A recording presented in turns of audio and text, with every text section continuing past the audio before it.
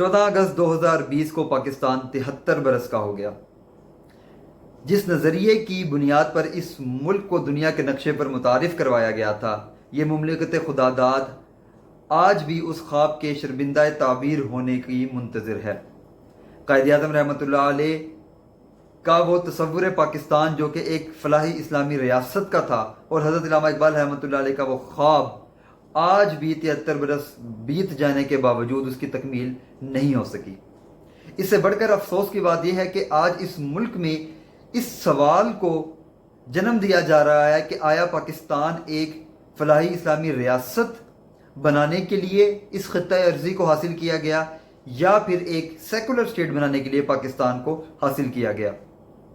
جبکہ یہ روز روشن کی طرح آیا ہے کہ پاکستان کا جو نظریہ ہے وہ نظریہ پاکستان، نظریہ اسلام اور دو قومی نظریے پر استوار ہے.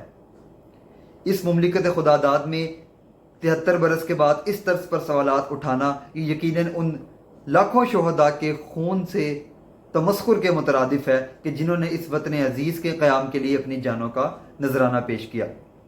آج اسی طرح کے چند اشکالات اور سوالات کو ہم تاریخی حیثیت میں دیکھیں گے اور ان کے جوابات تلاش کرنے کی کوشش کریں گے. ہمارا یہ تصور اور نظریہ ہے کہ پاکستان کا جو نظریہ ہے وہ نظریہ اسلام ہے، اور حضرت قائد اعظم رحمۃ اللہ علیہ اور حضرت علامہ اقبال رحمۃ اللہ علیہ کا ویژن یہی تھا کہ پاکستان ایک اسلامی فلاحی ریاست بنے گا، نہ کہ ایک سیکولر اسٹیٹ. آئیے اس موضوع پر بحث کرتے ہیں، پہلے حضرت قائد اعظم رحمۃ اللہ علیہ کے ارشادات کی روشنی میں، اور پھر ہم اسی طرز پر کچھ اور سوالات کو دیکھیں گے اور ان پر کچھ تاریخی اسناد کو پرکھیں گے. قائد اعظم رحمۃ اللہ علیہ نے اسلامیہ کالج پشاور میں 1946 میں خطاب فرمایا، جس میں آپ نے یہ فرمایا we do not demand Pakistan simply to have a piece of land, but we want a laboratory where we could experiment on Islamic principles. آپ نے فرمایا کہ ہم پاکستان کا مطالبہ خطہ ارضی حاصل کرنے کے لیے نہیں کر رہے، بلکہ ہم ایک ایسی تجربہ گاہ حاصل کرنا چاہتے ہیں جہاں پر اسلامی اصولوں کے مطابق ہم اسلامی اصولوں کی تجربہ گاہ اور اس کی آماج گاہ بنائیں گے. یہ کس قدر واضح سٹیٹمنٹ ہے حضرت قائد اعظم رحمۃ اللہ علیہ کی، اور ان کا پاکستان کے متعلق ویژن کلیئر کرتی ہے. اسی طرح ستمبر 1945 میں عید الفطر کے موقع پر حضرت قائد اعظم رحمۃ اللہ علیہ نے فرمایا، "The Quran is the general code for the Muslims, a religious, social, civil, commercial, military, judicial, criminal and penal code." آپ نے فرمایا کہ قرآن مسلمانوں کو ایک ضابطۂ حیات دیتا ہے، مذہبی، معاشرتی، معیشت کے حساب سے، عدلیہ کے حساب سے، تہذیب و تمدن کے حساب سے، حتیٰ کہ تعزیر اور پینل کوڈ کے حساب سے قرآن مسلمانوں کے لیے ایک مکمل ضابطۂ حیات ہے. آپ نے مزید فرمایا، Islam is not merely confined to the spiritual doctrines اور ریچولس اینڈ سیرمنیز. آپ نے کہا اسلام صرف مذہبی رسومات اور تقریبات تک محدود نہیں ہے، بلکہ it is a complete code regulating the whole Muslim society, every department of life, collective and individual. آپ نے کہا یہ زندگی کے تمام پہلوؤں کا احاطہ کرتا ہے، یہ مکمل ضابطۂ حیات اور مکمل ضابطۂ اخلاق ہے مسلمانوں کے لیے. اور بڑا خوبصورت جملہ کلیکٹیو اینڈ انڈیویجول، نہ صرف یہ کہ انفرادی زندگی میں یہ مسلمانوں کو رہنمائی فراہم کرتا ہے، بلکہ کلیکٹیولی یہ معاشرے سماج کے لیول پر، سوسائٹی کے لیول پر بھی مسلمانوں کو اسلام جو ہے وہ it's a complete code of conduct. اور آپ کو پتہ ہے جب معاشرتی لیول پر ہم اسلام کی بات کرتے ہیں تو یہ وہی تصور قرآن ہے کہ جو اسلام کا نفاذ کی بات کرتا ہے. تو قائد اعظم رحمۃ اللہ علیہ کی نظریات ان بیانات سے بالکل واضح ہو جاتے ہیں. پھر حضرت قائد اعظم رحمۃ اللہ علیہ اور دیگر مسلم لیگی اور مسلمان لیڈروں کے یہ بیانات اور یہ جملے تو بالکل روز روشن کی طرح واضح ہیں، جو کہ بار بار جو کہ دو قومی نظریے کی اساس بھی تھا کہ Hindus and Muslims belong to to different religious philosophies to different civilizations, کہ مسلمان اور ہندو دو مختلف تاریخ، مختلف تہذیب، مختلف مذاہب اور نظریے اور فلسفہ رکھنے والی اقوام ہیں. اور یہی وہ بنیاد تھی جو کہ دو قومی نظریے کی بنیاد بھی بنا. پھر آپ دیکھیے کہ یہ جو بیانات میں نے قائد اعظم کی آپ کی خدمت میں رکھے ہیں، یہ پاکستان کے قیام سے پہلے کے ہیں. اب اگر ہم پاکستان کے قیام کے بعد دیکھیں تو 1 جولائی 1948 کو، یعنی حضرت قائد اعظم رحمۃ اللہ علیہ کی وفات سے تقریباً 2 ماہ پہلے اسٹیٹ بینک آف پاکستان کی انوگریشن سیرمنی میں قائد اعظم نے جو خطاب کیا یہ بڑا تاریخی خطاب ہے اور یہ تاریخی ریکارڈ کا حصہ بھی ہے. آپ اسٹیٹ بینک کی ویب سائٹ پر جائیے sdp.org.pk تو آپ کو یہ خطاب ابھی بھی Pakistan state bank of Pakistan کی ویب سائٹ کے اوپر سے بھی مل جائے گا اور ویسے بھی یہ تاریخی ریکارڈ کا حصہ ہے. اس میں آپ نے فرمایا I shall watch with keenness the work of your research organization in evolving banking practices compatible with Islamic ideas of social and economic life. یعنی قائد اعظم رحمۃ اللہ علیہ فرما رہے ہیں کہ میری بہت دلچسپی ہے اس موضوع پر کہ آپ کس طرح سے بینکنگ پریکٹسز کو اس عمل ارتقاء سے گزاریں کہ وہ اسلام کے معاشی اور معاشرتی دونوں جو اسلام کے نظریات ہیں ان سے مطابقت رکھنے لگے. اس طرح سے آپ نے اپنی بینکنگ پریکٹسز کو ایوالو کرنا ہے. آپ نے مزید فرمایا the economic system of the West has created almost insoluble problems for humanity. آپ نے فرمایا کہ اب یہاں پر آپ کریٹیک کر رہے ہیں مغربی نظام کے اوپر کہ مغربی نظام نے انسانیت کے سامنے اس طرح کے مسائل پیدا کر دیے ہیں کہ وہ تقریباً ناممکن ہے ان کا حل نکالنا. اور آپ نے فرمایا کہ and to many of us it appears that only a miracle can save it from disaster. یعنی اس کو کسی بہت بڑے نقصان سے شاید کوئی معجزہ ہی ہے بچا سکے، وگرنہ جو نظام معیشت کا مغرب نے ہمارے سامنے رکھا ہے اس سے ٹوٹل ڈسٹرکشن ہی ہمارے سامنے آئی ہے. اور میں اپنے قارئین کے لیے یہ نقطہ بھی واضح کر دوں کہ یقیناً اس موقع پر حضرت قائد اعظم رحمۃ اللہ علیہ کے سامنے 1930 کا وہ اکنامک ریسیشن اور ڈیزاسٹر بھی موجود تھا جو کہ جس نے دنیا کو معیشت کے لحاظ سے اپنی لپیٹ میں لے لیا تھا اور بالکل ایک ڈارک ایج اس کو سمجھا جاتا ہے خاص طور پہ کیپٹلزم کے حوالے سے. لیکن یہ بات بھی واضح رہے کہ حضرت قائد اعظم رحمۃ اللہ علیہ اس دور کے جو دو مشہور نظریات تھے کیپٹلزم اور کمیونزم یا اشتراکیت کا نظام اور سرمایہ دارانہ نظام، آپ ان دونوں کے ہی مخالف تھے اور ان کے برعکس اسلامی نظام کو اور اسلامی نظام معیشت معاشرت بلکہ ہر طرز پر اسلامی نظام کو ہی بہتر نظام سمجھتے تھے. اور یہ وہی تنقید، اس کا حوالہ جات آپ کو تاریخ کی اسناد میں بہت سارے مل جائیں گے اور یہ وہی حوالہ جات ہیں، وہی نظریات ہیں جو کہ حضرت علامہ اقبال رحمۃ اللہ علیہ بھی فرمایا کرتے تھے. جیسے کہ آپ کی تنقیدات مشہور ہیں کیپٹلزم کے اوپر. آپ کی نظم لینن خدا کے حضور میں حضرت علامہ اقبال رحمۃ اللہ علیہ کا بڑا خوبصورت شعر، کب ڈوبے گا سرمایہ پرستی کا سفینہ، دنیا ہے تیری منتظر روز مکافات. یہ سرمایہ دارانہ نظام کے اوپر علامہ اقبال رحمۃ اللہ علیہ کی تنقیدات جو ہیں یہ تو بہت واضح ہیں. جیسے ساقی نامہ کے اندر آپ نے بڑے خوبصورت اشعار فرمائے کہ زمانے کے انداز بدلے گئے، نیا راگ ہے ساز بدلے گئے، ہوا اس طرح فاش راز فرنگ کہ حیرت میں ہے شیشہ باز فرنگ، پرانی سیاست گری خار ہے، زمین میر سلطان سے بیزار ہے، گیا دور سرمایہ داری گیا، تماشا دکھا کر مداری گیا، گرا خواب چینی سنبھلنے لگے، ہمالہ کے چشمے ابلنے لگے. علامہ اقبال رحمۃ اللہ علیہ کی کیپٹلزم کے اوپر تنقید ہے جو کہ ابھی ہم نے آپ کو قائد اعظم کے بیان سے بھی دکھائی. اسی طرح سے اشتراکیت کے نظام کے اوپر بھی حضرت قائد اعظم رحمۃ اللہ علیہ بھی اور علامہ اقبال رحمۃ اللہ علیہ بھی اپنے تحفظات رکھتے تھے. جیسے کہ کارل مارکس کی آواز جو کہ علامہ اقبال رحمۃ اللہ علیہ کی ایک چھوٹی سی نظم ہے، اس کے اندر آپ نے کارل مارکس کے نظریات کے اوپر جو تنقید کی ہے جو کہ بانی سمجھے جاتے ہیں، جنہوں نے داس کیپٹل لکھی اور بانی سمجھے جاتے ہیں اشتراکیت کے نظام کے، یہ علم و حکمت کی مہرہ بازی، یہ بحث و تکرار کی نمائش، نہیں ہے دنیا کو اب گوارا پرانے افکار کی نمائش، تیری کتابوں میں اے حکیم معاش. یہ خطاب کر رہے ہیں کارل مارکس سے. رکھا ہی کیا ہے آخر خطوط خمدار کی نمائش، مریض کجدار کی نمائش، جہان مغرب کے بت قدوں میں، کلیساؤں میں، مدرسوں میں، حوث کی خوریزیاں چھپاتی ہے عقل عیار کی نمائش. یہ علامہ اقبال رحمۃ اللہ علیہ کی بھی تنقیدات ہم نے اس موضوع پر آپ کے سامنے رکھی کہ یہ لوگ یہ سمجھتے تھے کہ کیپٹلزم اور جو اشتراکیت کا نظام ہے یہ دونوں فیل ہیں اور صرف اسلامی نظام ہی ہے وہ ملک کو ایک ایسے اصول پر گامزن کر سکتا ہے. ہم ابھی میں اگر قائد اعظم کا وہ بیان مکمل کروں یہاں پر، پھر آپ نے مزید فرمایا آن دا کانٹراری، اس کے برعکس یہ ہے کہ it was largely responsible for the 2 world wars in the last half century. بلکہ قائد اعظم رحمۃ اللہ علیہ اس نظام کو دنیا میں ہونے والی جو جنگیں ہیں دونوں ورلڈ وارز اس کا ذمہ دار ٹھہرا رہے ہیں. We must work our destiny in our own way and present to the world an economic system based on true Islamic concept of equality of manhood and social justice. یہ وہی social justice کا قائد اعظم رحمۃ اللہ علیہ تذکرہ کر رہے ہیں جو کہ حضرت فاروق اعظم رضی اللہ تعالیٰ عنہ کے دور میں ہمیں نظر آتا ہے. آپ امام قاضی ابو یوسف رحمۃ اللہ علیہ کی کتاب الخراج میں بھی اس کا مطالعہ کر سکتے ہیں. جیسے اگر میں ایک مثال یہاں پر دیتا چلوں کہ سیدنا فاروق اعظم رضی اللہ تعالیٰ عنہ بازار میں تشریف فرما تھے تو ایک بوڑھا یہودی جو تھا آپ نے دیکھا کہ وہ گداگری کر رہا ہے. تو آپ ناراض ہوئے اور آپ نے اس سے فرمایا کہ کیا تمہیں بیت المال سے اس قدر پیسے نہیں ملتے کہ تم پھر بھی گداگری کر رہے ہو؟ تو اس نے کہا امیر المومنین میں بوڑھا ہو چکا ہوں اور میں زیادہ کما نہیں سکتا، بیت المال سے جو مجھے وظیفہ ملتا ہے وہ اس قدر نہیں ہے، اور میں اس کے برعکس میری ضروریات پوری نہیں ہوتی یا حکومت کا جو ٹیکس وغیرہ ہے وہ میں پورا نہیں کر پاتا.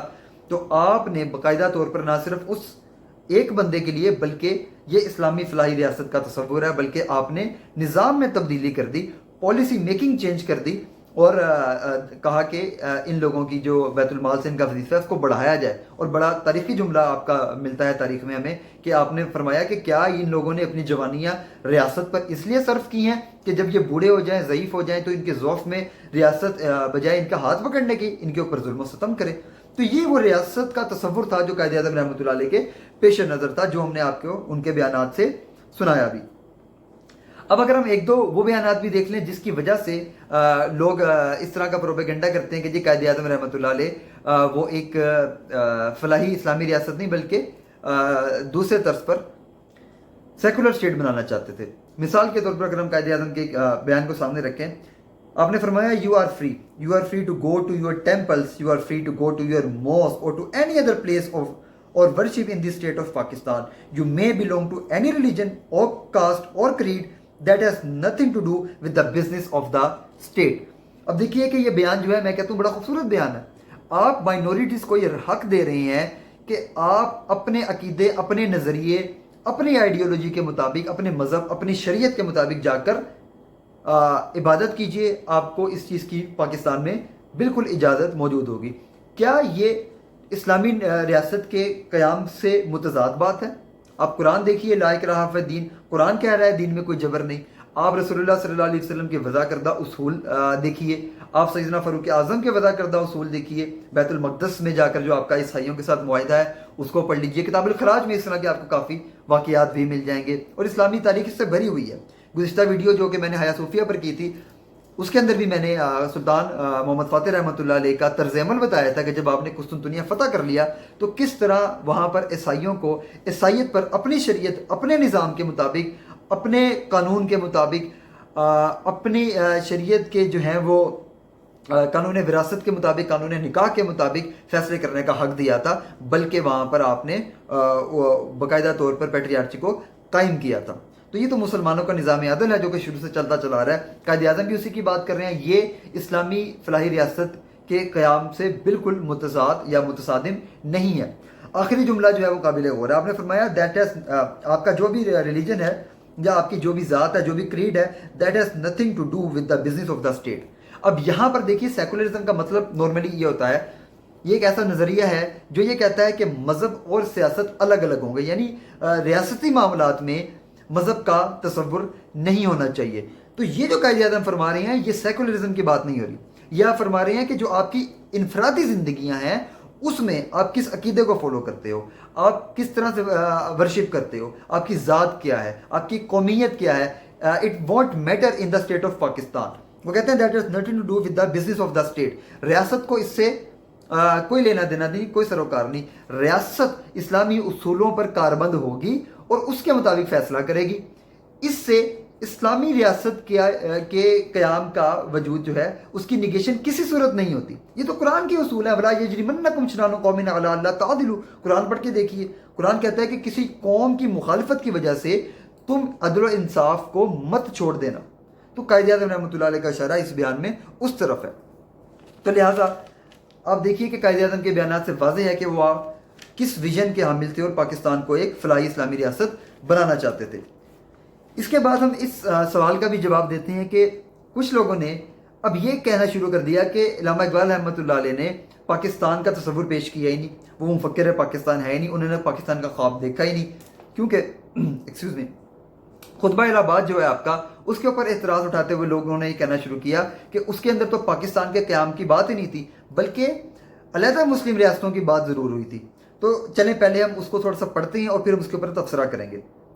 خطبہ الہ آباد میں 1930 میں جو علامہ اقبال رحمۃ اللہ علیہ نے دیا، آپ نے فرمایا India is a continent of human groups belonging to different races, speaking different languages and professing different religions. Personally, I would like to see the Punjab, North-West Frontier Province, Sindh and Balochistan amalgamated into a single state. آپ نے کہا کہ ہندوستان جو ہے یہ different groups یہاں پر رہتے ہیں، ان کے نظریات، ان کے افکار، ان کی سوچ، ان کی فکر، ان کے مذاہب یہ مختلف ہیں. انہوں نے کہا کہ ذاتی طور پر میں یہ چاہتا ہوں کہ مسلم اکثریتی علاقے جو ہیں جیسے پنجاب ہے، سندھ ہے اور شمال جنوب فرنٹیئر پروونس ہے، بلوچستان ہے، ان کو آپ اکٹھا کر کے ایک ریاست بنا دیں، self government with in the British umpire اور وداؤٹ دا برٹش امپائر. یہ کرکس ہے خطبہ الہ آباد کا. آپ نے کہا کہ مسلمانوں کو سیلف گورنمنٹ کا حق دیا جائے، اب چاہے وہ ود ان برٹش امپائر ہو یا وداؤٹ برٹش امپائر ہو، کیونکہ 1930 میں ابھی انگریزوں کا ہندوستان سے چھوڑ کر جانے کا کوئی ارادہ سامنے نہیں آیا تھا. ورلڈ وار 2 بھی نہیں ہوئی تھی، ابھی وہ مستحکم تھے، دنیا بھر میں ان کی اکانومی مستحکم تھی. تو علامہ اقبال نے فرمایا کہ مسلمانوں کو بہرحال ان کے علاقے الگ کیے جائیں اور وہاں پر ان کو سیلف گورنمنٹ کا حق دیا جائے، نہ کہ برٹشرز یا ہندو جو ہیں وہ مسلمان میجورٹی کے اوپر آ کر حاکمیت کریں. The formation of a consolidated North-West Indian Muslim state appears to me to be the final destiny of the Muslims, at least of the North-West India. اب یہ اس قدر واضح بیان ہے جس کے اندر آپ مسلمانوں کے لیے ایک الگ ریاست کے قیام کا تصور پیش کر رہے ہیں. یہی وہ تصور ہے جو کہ ایوولو ہو کے بعد میں، جو کہ پولیٹیکل آئیڈیالوجی بھی اس میں مزید ایوولو ہوئی، اور آپ یوں کہہ لیجیے کہ حالات بھی جو ہیں وہ ایوولو ہوئے، کیونکہ علامہ اقبال رحمۃ اللہ علیہ جو 1938 کو جو ہے وہ خدا تعالیٰ سے جا ملے اور ان کی وفات کے 9 سال بعد قیام پاکستان ہو رہا ہے. تو چیزیں ایوولو ہوئی، لیکن یہ وہ بنیادی فکر تھی جس کے اوپر پاکستان کا قیام وجود میں آیا ہے. اب اس کے اوپر بلا وجہ کا پروپیگنڈا کرنا کہ جی اس کے اندر پاکستان کے تصور کو پیش نہیں کیا گیا، یہ ایک فضول سی بات ہے. چلیے اس موضوع کو پھر دیکھ لیتے ہیں. اب آپ دیکھیے کہ 1940 میں جب علامہ اقبال رحمۃ اللہ علیہ جو ہیں وہ دنیا میں موجود نہیں ہیں، اور 22 مارچ کو قائد اعظم رحمۃ اللہ علیہ نے 1940 کو لاہور منٹو پارک میں خطاب کیا.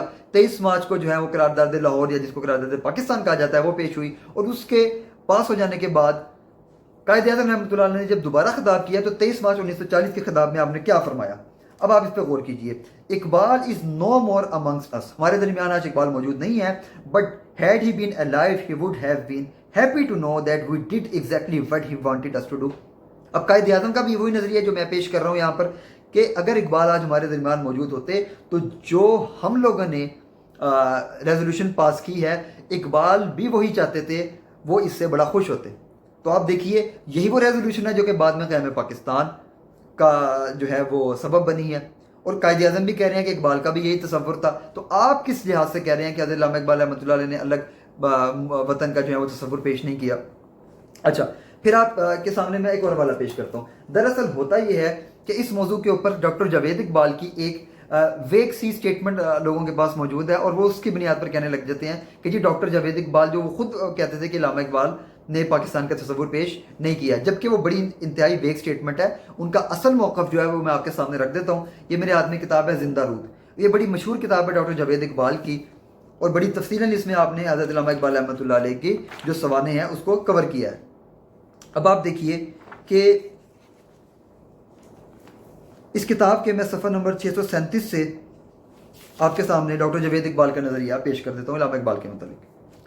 637 پیج نمبر ہے. آپ فرماتے ہیں ایک نقطہ جسے پوری طرح سمجھے بغیر بحث کو آگے نہیں بڑھایا جا سکتا یہ ہے کہ اقبال نے کبھی بھی سیاست کو دین سے الگ تصور نہ کیا. یہ دیکھیے سیکولرزم کی عمارت یہیں پہ گر گئی. ان کے سوانح حیات کے مطالعے سے آیا ہے کہ وہ سیکولر سیاست کے قائل نہ تھے اور نہ کبھی اس میں ملوث ہوئے. یہ پیج نمبر 637 ہے اس بک کا.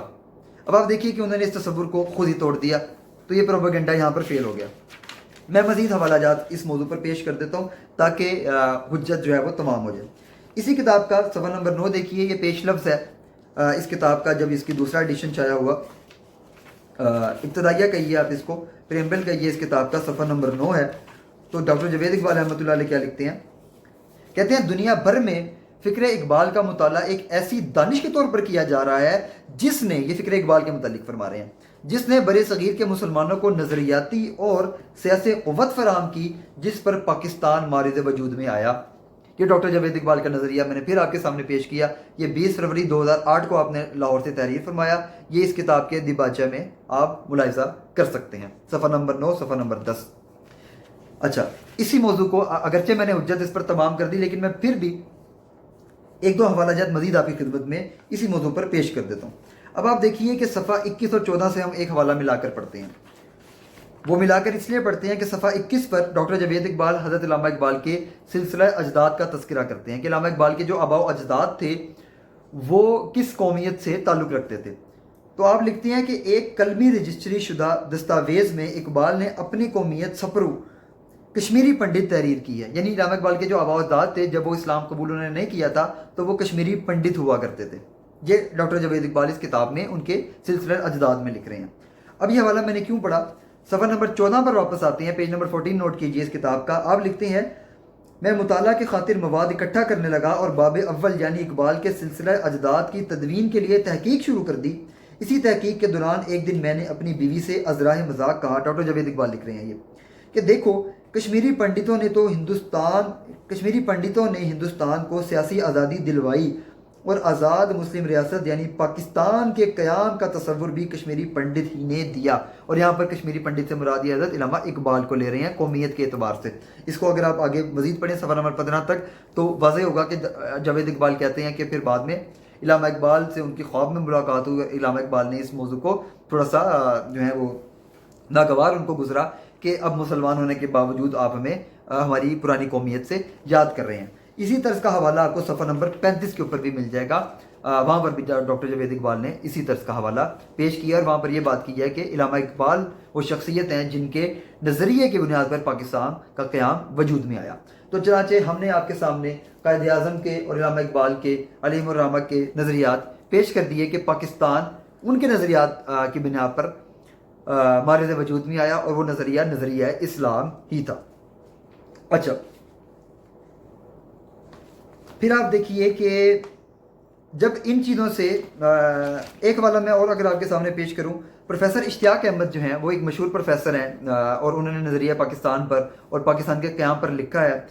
وہ بالعموم ایک لیفٹسٹ رائٹر سمجھے جاتے ہیں اور ان کا جو بڑا بلند سٹانس ہے اس موضوع کے اوپر، ان کی بک ہے پاکستان دا گیریسن اسٹیٹ، اس کے اندر انہوں نے بڑا بلنٹ سٹانس لیا اور وہ کہتے ہیں کہ پاکستان کو برٹشرز نے ایز اے بفر زون تیار کیا تھا کمیونزم کے خلاف، کہ کمیونزم جو ہے اگر یونائٹڈ انڈیا رہا اس کے اوپر چھا جائے گا آ کر اور اس کی وجہ سے دنیا میں جو ہے وہ ان کا نظام متعارف ہو جائے گا اور بالکل چھا جائے گا۔ تو یہ ان کا ایک نظریہ تھا ڈاکٹر پروفیسر اشتیاق احمد صاحب کا، سویڈن کے یہ پروفیسر ہیں۔ آپ آفتاب اقبال صاحب کے ساتھ ان کے پروگرامز بھی یوٹیوب کے اوپر ملاحظہ کر سکتے ہیں۔ تو یہ بالعموم بڑا بلنٹ سٹانس رکھنے والے اور ایک بڑا کنٹروورشل سا سٹانس رکھنے والے ہیں مسلم لیگ اور پاکستان کے قیام کے حوالے سے۔ ان کا بھی یہ نقطہ نظر ہے کہ پاکستان کے قیام کے وقت پاکستان کا مطلب کیا، لا الہ الا اللہ کے نعرے کو استعمال کیا گیا۔ اب آپ اس کو کسی طرح سے بھی پیش کریں لیکن یہ بھی اس کو تسلیم کرتے ہیں کہ یہ نعرہ وہ ہے جو کہ مسلم لیگ کی قیادت نے مختلف جلسوں میں اور مختلف مقامات کے اوپر اپنی سیاسی تحریک کے اندر اس نعرے کا جا بجا استعمال کیا اور اس نے اس تحریک کو جو ہے وہ لوگوں کو متحرک کیا۔ اب ہم تو یہ سمجھتے ہیں کہ واقعتاً یہی مقصد تھا حضرت قائد اعظم رحمۃ اللہ علیہ اور مسلم لیگ کا کہ پاکستان کو اسی طرز پر ایک ریاست بنایا جائے۔ پاکستان کا مطلب کیا، لا الہ الا اللہ۔ یہاں پر علامہ زاہد الراشدی صاحب کا بڑا خوبصورت جملہ مجھے یاد آیا کہ انہوں نے ایک انٹرویو میں فرمایا، میسج ٹی وی کے ساتھ غالباً یا ختم نبوت ٹی وی کے ساتھ ان کا ایک انٹرویو تھا، تو آپ نے فرمایا کہ ہم تو یہی سمجھتے ہیں کہ قائد اعظم نے اور مسلم لیگ نے جو یہ نعرہ لگوایا پاکستان کا مطلب کیا، لا الہ الا اللہ، اسی لیے لگوایا کہ وہ اسی طرز پر قیام پاکستان چاہتے تھے۔ اگر کوئی سیکولر یا لبرل دوست یہ کہتا ہے کہ نہیں جی انہوں نے ایک پولیٹیکل موو کے طور پر اس نعرے کو لگایا، تو وہ خود بتایا کہ وہ قائد اعظم کو کس طرز کا لیڈر جو ہے وہ گردان رہا ہے اور کس طرح سے ان کے کردار کو پیش کر رہا ہے، کیسا تصور ان کی ذات کا پیش کر رہا ہے۔ تو ہم تو قائد اعظم کے متعلق یہ نظریہ نہیں رکھتے، ہم یہی نظریہ رکھتے ہیں کہ آپ نے جو کہا وہی آپ کا مطلب اور وہی مراد تھی۔ پھر آپ دیکھیے کہ آبجیکٹیو ریزولوشن اگر آپ دیکھ لیں تو 7 مارچ 1949 کو جناب لیاقت علی خان صاحب نے آبجیکٹیو ریزولوشن پریزنٹ کی اور 5 دن اس کے اوپر بحث ہوئی۔ 12 مارچ کو جو ہے یہ اسی سال میں 5 दिन बाद ऑब्जेक्टिव रेजोल्यूशन असम्बली में पास होगी। First constituent assembly of Pakistan ने इसको मंजूर किया। ऑब्जेक्टिव रेजोल्यूशन आप पढ़कर देख लीजिए, यानी ये वो डॉक्यूमेंट है जिसकी बुनियाद पर पाकिस्तान की आने वाली कॉन्स्टिट्यूंस ने बनना था। इसमें देखिए ये कहती है कि जी सोवरेनिटी बिलोंग्स टू अल्लाह, हाकिमियत अल्लाह ताला की है। फिर आगे कहती है authority should be delegated to the state through it's people by the rules set bye अल्लाह। ये तो बिल्कुल वो जो है वो नज़रिया है जो कि कुरान का नज़रिया है। वस्काल रब्बुका लिल मलाइकति इन्नी जाइलुन फिल अर्ज़ि खलीफा, कि अल्लाह ताला ने फरिश्तों से कहा हम ज़मीन के ऊपर अपना खलीफा मुकर्रर करने जा रहे हैं। तो ये वही बात कर रहा है कि हाकिमियत तो अल्लाह ताला ही की है, लेकिन ये इस अल्लाह ताला के निज़ाम को किस तरह से लोगों के अंदर प्रैक्टिस किया जाएगा, through elected nominees of the people. और फिर नीचे आप ऑब्जेक्टिव रेजोल्यूशन को पढ़ लीजिए, principles of democracy, freedom, equality, tolerance, social justice as ensure bye Islam should be followed. तो ये सारा का सारा आपको ये चीज़ वाज़े कर देती है कि पाकिस्तान का क़याम किन लाइन्स पर हुआ, और ऑब्जेक्टिव रेजोल्यूशन भी इसी को मज़ीद मुस्तहकम करती है इस मौजू को। तो I think I have given enough references on this subject. अब एक दो और प्रोपेगेंडे को अगर हम जाते जाते देख लें। अब जब इनसे कुछ नहीं बन पड़ा तो ये इस तर्ज पर आ गए कि जी जनाबे वाला पाकिस्तान के क़याम में तो उलमा किराम सारे के सारे ख़िलाफ़ थे कायदे आज़म के, और कायदे आज़म को तो काफिर आज़म कहा जाता था। तो आप कैसे कहते हैं कि पाकिस्तान का जो क़याम है वो इस्लाम के नाम पर हुआ? चलिए इस की भी हकीकत देख लेते हैं। पहले काफिर आज़म वाला मसला देख लेते हैं। मेरी दरख्वास्त है अपने तमाम लिबरल और सेकुलर दोस्तों से कि, और अपने जो मेरे सुनने वाले हैं उनसे भी दरख्वास्त है कि जब कभी अब आपके सामने कोई ये वाला राग अलापे तो आप उनसे रिक्वेस्ट कीजिए कि काइंडली हमारे सामने वो फतवा लाइए। और अक्सर इसको एसोसिएट कर दिया जाता है मौलाना हुसैन अहमद चामद्दीन रहमतुल्लाह अलैह से, या कभी मौलाना मौदूदी रहमतुल्लाह अलैह से, या कभी मौलाना अबुल कलाम आज़ाद रहमतुल्लाह अलैह से, यानी इस चोटी के जो लीडरान थे उनसे एसोसिएट कर दिया जाता है कि जी इन्होंने कायदे आज़म को काफिर आज़म कहा। भाई उनका सियासी इख्तिलाफ तो ज़रूर था कायदे आज़म से, लेकिन इस तरह का फतवा मैं रिक्वेस्ट करूँगा कि उसका मतन अगर आपके पास मौजूद है तो बाहवाला हमारे सामने पेश कर दीजिए। हमें ढूंढने से भी आज तक वो नहीं मिला। हाँ, ये हुआ क्या था, कायदे आज़म को काफिर आज़म जो कहा गया वो किसी फतवे में नहीं कहा गया। अगर है तो मैं फिर दरख्वास्त करूँगा किसी दारुल इफ्ता से जारी होने वाला फतवा दिखाइए, या चले इनफरादी इबारत ही दिखा दीजिए। मज़हर अली अज़हर एक एहरारी लीडर थे, उन्होंने एक जलसे, और वो एडवोकेट थे, वो खुद भी एक एडवोकेट थे जैसे कायदे आज़म रहमतुल्लाह अलैह एडवोकेट थे। वो कायदे आज़म के मुखालिफ थे सियासी। उन्होंने एक जलसे में तकरीर के दौरान कायदे आज़म पर तनकीद करते हुए ज़ाती नौइयत का ये एक शेर पढ़ दिया था, और वो शेर था, कोई फतवा नहीं था। शेर मैं आपके सामने रख देता हूँ। उन्होंने ये कहा, एक काफिरा के वास्ते इस्लाम को छोड़ा। कायदे आज़म की शादी के मुतालिक उन्होंने ये शेर कहा था, यह कायदे आज़म है कि काफिर आज़म। ये मज़हर अली अज़हर साहब का शेर था जो कि एक एडवोकेट थे, किसी बड़े बुजुर्ग आलिम दीन का ये शेर नहीं है और ना उनका ये फतवा है। तो ये भी एक प्रोपेगेंडा है। फिर आपने कहा कि उलमाए किराम जो हैं वो कायदे आज़म के साथ नहीं थे, ये भी एक बहुत बड़ा प्रोपेगेंडा है। चलिए मैं इस कली को भी आपके सामने खोल देता हूँ। जनाबे वाला ये याद रखिए कि आसाम में सिलहट में रेफरेंडम हुआ था कि क्या आप पाकिस्तान के साथ जाना चाहते हैं, हिंदुस्तान के साथ, या एक आज़ाद रियासत के तौर पर। तो उस रेफरेंडम में पाकिस्तान के हक़ में वहाँ के राय आमा को हमवार जिस शख्सियत ने किया वो मौलाना ज़फ़र अहमद उस्मानी हैं। और इसी तरह से केपी के रेफरेंडम में जिस शख्सियत ने वहाँ के लोगों को पाकिस्तान के हक़ में मोबलाइज़ किया और राय आमा को पाकिस्तान के हक़ में हमवार किया, वो इलामा शबीर अहमद उस्मानी है। और ये कोई छोटे नाम नहीं है, ये शेखुल हदीस है, ये शेखुल तफसीर है। इनकी मशहूर तरीन तफसीर जो है वो मौजूद है। ये बड़े बड़े उलमाए किराम हैं और ये कायदे आज़म के साथी हैं। और इसी इनकी खिदमात के नतीजे में कायदे आज़म रहमतुल्लाह अलैह ने जब पाकिस्तान का झंडा सबसे पहले सरबुलंद किया गया तो मशरकी पाकिस्तान में कराची में इलामा शबीर अहमद उस्मानी को ये एजाज़ बख्शा गया कि उन्होंने सबसे पहले पाकिस्तान का झंडा सरबुलंद किया। और ये वही शख्सियत हैं जिन्होंने कायदे आज़म रहमतुल्लाह अलैह की वसीयत के मुताबिक आपके नमाज जनाजा भी पढ़ाई थी। और फिर आप देखिए ये काफिर आज़म समझने वाले ये करते हैं। फिर मौलाना ज़फ़र अहमद अंसारी, उन्होंने मगरबी पाकिस्तान में बंगाल में ढाका में पाकिस्तान का झंडा सबसे पहले सरबुलंद किया और ये एजाज़ उनको उनकी खिदमात के नतीजे में कायदे आज़म रहमतुल्लाह अलैह ने ही दिया था। फिर आप देखिए कि इस तहरीक में कितने कितने बड़े नामवर उलमा किराम मौजूद थे। हज़रत मौलाना अशरफ अली थानवी रहमतुल्लाह अलैह जो कि हिंदुस्तान के एक बहुत जाने माने नाम है, ان کا نام ملتا ہے، ان کی قائد اعظم سے جو ہے وفود ان کے جا کے قائد اعظم سے ملے ہیں، کچھ خط و خطابت بھی ان کے قائد اعظم سے جو ہے وہ ثابت ہے، اور انہوں نے تحریک پاکستان کو سپورٹ کیا، اور یہ اتنے بڑی شخصیت، اتنا بڑا نام ہے، آپ کس طرح سے کہتے ہیں کہ علماء کرام قائد اعظم کے مخالف تھے اور تحریک پاکستان کے مخالف تھے؟ پھر مفتی محمد شفیع صاحب رحمۃ اللہ علیہ، جو کہ بعد میں مفتی اعظم پاکستان رہے، اور موجودہ ان کے دونوں صاحبزادے جو ہیں وہ صاحب علم حضرت مفتی رفیع عثمانی صاحب، مفتی تقی عثمانی صاحب، یہ ان کے والد محترم، یہ دیکھیے یہ سب پرو پاکستانی اور تحریک پاکستان کے کارکنان اور ہیروز میں شامل ہیں۔ تو یہ تو ایک لمبی فہرست ہے علماء کرام کی جنہوں نے تحریک پاکستان میں قائد اعظم کا ساتھ دیا، مسلم لیگ کا ساتھ دیا، حتیٰ کہ پھر دوسرا آپ دیگر مسالک میں دیکھیے، پیر صاحب مانکی شریف کے پاس قائد اعظم کا باقاعدہ خط گیا جس میں قائد اعظم نے وعدہ کیا کہ ہم پاکستان کو اسلامی اصولوں پر ایک ریاست بنانا چاہتے ہیں، اور اس خط کا بھی تذکرہ پروفیسر اشتیاق احمد صاحب نے بھی کیا جب یہ آفتاب اقبال صاحب والے پروگرام میں۔ تو دیکھیے لیفٹسٹ ویو رکھنے والے لوگ بھی اس چیز کو تسلیم کرتے ہیں، تو بلا وجہ کے پروپیگنڈا سے کچھ نہیں بنے گا۔ میں دوستوں سے ریکویسٹ کروں گا جب بھی آپ کے پاس ایسے پروپیگنڈا آئیں تو قرآن کے مطابق یا ایھا الذین آمنوا ان جاءکم فاسق بنبأ فتبینوا، کہ جب تمہارے پاس فاسق خبر لے کر آئیں تو اس کی تحقیق کر لیا کرو، تو اس کے اوپر آپ تحقیق کیا کریں۔ تو یہ ایک فہرست مقتدر علماء کرام کی، مولانا اشرف علی تھانوی، علامہ شبیر احمد عثمانی، علامہ ظفر احمد انصاری، اور پیر آف مانکی شریف، مفتی محمد شفیع صاحب، مولانا ابراہیم سیالکوٹی، اور بھی دیگر جو ہیں وہ علماء کرام کے اسماء آتے ہیں جنہوں نے تحریک پاکستان میں قائد اعظم کا اور مسلم لیگ کا ساتھ دیا۔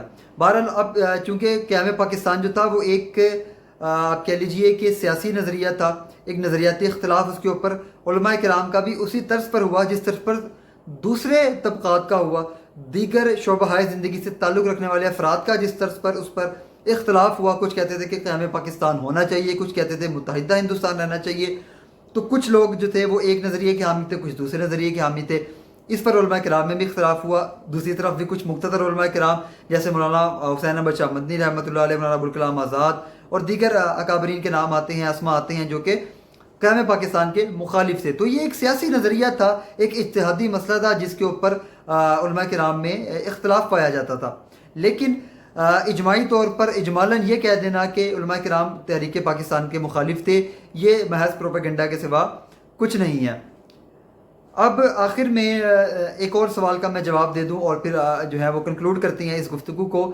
یہ بھی کہا جاتا ہے کہ دیکھیے جی قائد اعظم سیکولر ریاست کے حامی تھے، اسی وجہ سے آپ نے first constituent assembly of Pakistan میں جوگندر ناتھ منڈال جو کہ ایک ہندو تھے ان کو شامل کیا، اور پھر آپ نے ایک قادیانی سر ظفر اللہ خان کے نام سے ان کو بھی پاکستان کی کانسٹیٹیوئنٹ اسمبلی میں شامل کیا۔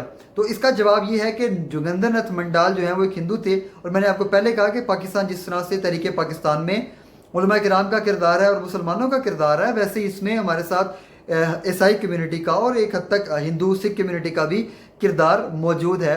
تو بالکل اس سے اسلامی ریاست کے قیام میں کوئی فرق واقع نہیں ہوتا۔